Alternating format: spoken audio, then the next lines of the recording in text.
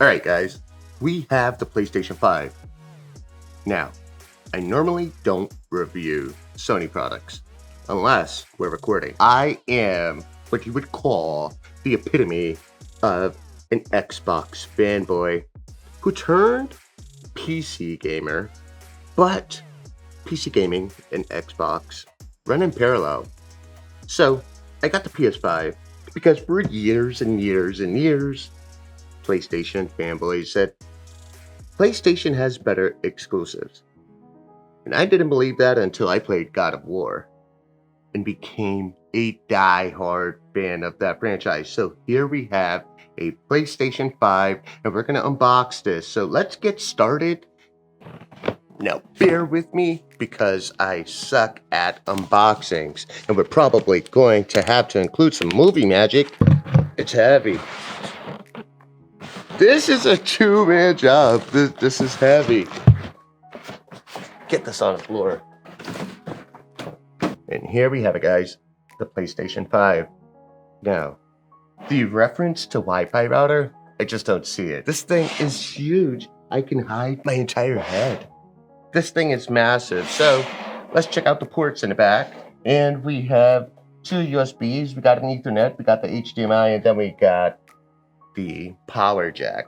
I think this is cool. Now, this is obviously the version for the disc. Applejacks, what's your first impression? It is huge. That's what she said. Okay, so you guys might have noticed that the display behind me has changed. We swapped out my Samsung G7 for a Samsung Q70T.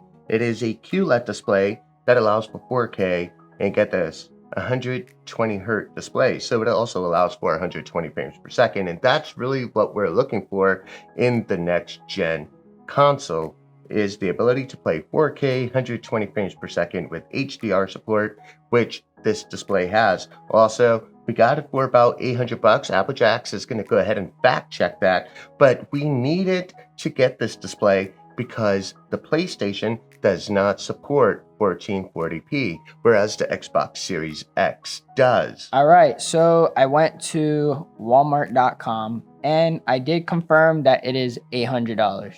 Most other displays, and mind you, keep this in mind guys, you need a television that supports HDMI 2.1 because that's where you're going to get the bandwidth to be able to push those frames. It's an awesome display.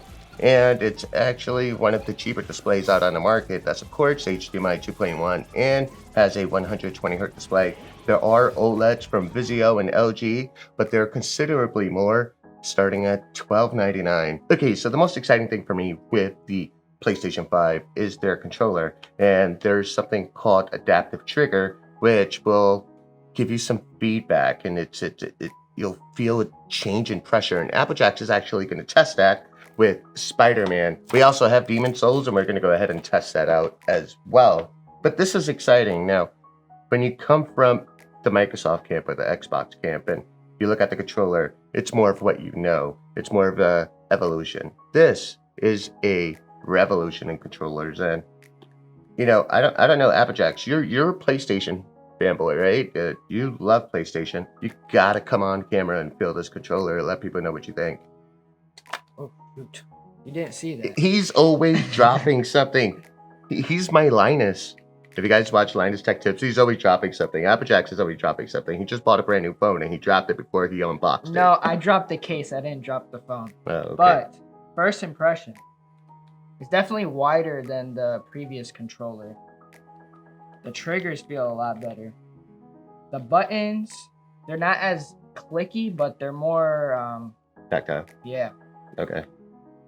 The analog sticks feel basically the same, a little more rigid. Shoulders feel the same.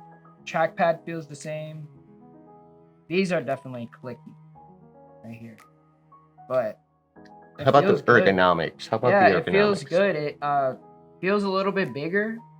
In my personal opinion, I think the PS3 controller or the PS4 controller was a little bit small, but this one feels really good.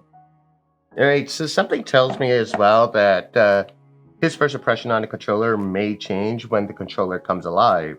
Again, Sony's done some really cool and unique things with the controller. Welcome to the next gen era, guys. And we're stuck in it for the next 5 years. Now, should you buy PlayStation 5? No. Should you buy an Xbox Series X? No. Not right now. Can you find them? No. Not right now. And the reason why I say this is because, again, these being the first round of stock being put out into the wild for consumers to buy, there are some known issues, particularly with the PlayStation 5. There has been noted SSD bricking. So I'm really hoping that we did not get an anomaly on here. And the first thing I checked back here was that we had an HDMI port and not like a VGA port or something like that. But there has been noted issues that they're experiencing HDMI failure. So let's go ahead, get this plugged in. Let's play some games and I'll come back and let you know what I think. And by the way, I am extremely biased to the Xbox camp. So for as long as there have been gamers, console makers have tried to create unique ways to make games more immersive. We go back as far as Duck Hunt with the light gun. That was so cool. Then we had the Wii with the motion stick, and then we have virtual reality or PlayStation VR, and obviously we got virtual reality for PC. Sony has nailed it with this controller. Something so simple, and I've been absolutely blown away. So you guys see, this is the controller that comes with the Xbox Series X. And again, as I stated before, this is an evolution. This is a revolution. This is the future. This is hands down the best controller I have ever played with. Now, specifics. A 1500 milliamp hour battery. You're going to get about 5 to 6 hours of playback time. And I know a lot of people are like, well, wait, what? But you guys have to experience this controller and you would better understand why it's using all that power, because the immersion from the motion sensor to the trackpad to the adaptive triggers. And we actually got a demo of that in Astro's Playground. And immediately, myself and Applejacks just looked at each other like 5-year-olds, not knowing what to do. Okay, so I don't want to gush about the controllers too much. Again, I'm still Team Xbox, but I don't know, is it time to... I don't know. Oh my god. We do have the Xbox Series X, which is slightly more powerful, capable of 12.1 teraflops and 56 compute units, clocked at 1.825 gigahertz. PlayStation 5 is 10.28 or 10.3 teraflops of power and 36 compute units, but it's clocked at 2.25 gigahertz. So where we see the Xbox excel in pure raw power, we see the PlayStation make up for it with more performance out of the CPU, faster processing, faster command buffer, faster L1, L2 cache. And that is where the PlayStation excels. Now, I know this is going to sound petty, but the marketing geniuses over at Xbox, listen, this is how you brand a game to avoid confusion. When we go to purchase these games, this is what I'm seeing, Xbox. And may the power be with all the mothers out there shopping for video games for their kids and not knowing the difference. It should just say Series X as opposed to Xbox. The previous generation, Xbox One, their games are labeled Xbox One. When you go to Walmart, you'll see, for instance, Assassin's Creed, and you'll see the Xbox One version at $59.99, and then you would see this Xbox Series X optimized version at $69.99. Yeah, it's $10 more, but to an unknowing parent, you got a nice, shiny, brand new Xbox Series X. I'm done with that one. I'm just completely done with that one. Am I going to defect? Am I going to leave Team Green for Team Blue, hence we changed the light back there? I don't know. But being a PC gamer and having access to PC games sort of kind of feels redundant when you have an Xbox. And also, these graphics aren't something that enthusiast gamers have never seen before. I have a 3090 RTX back there. You know, ray tracing, all that good stuff.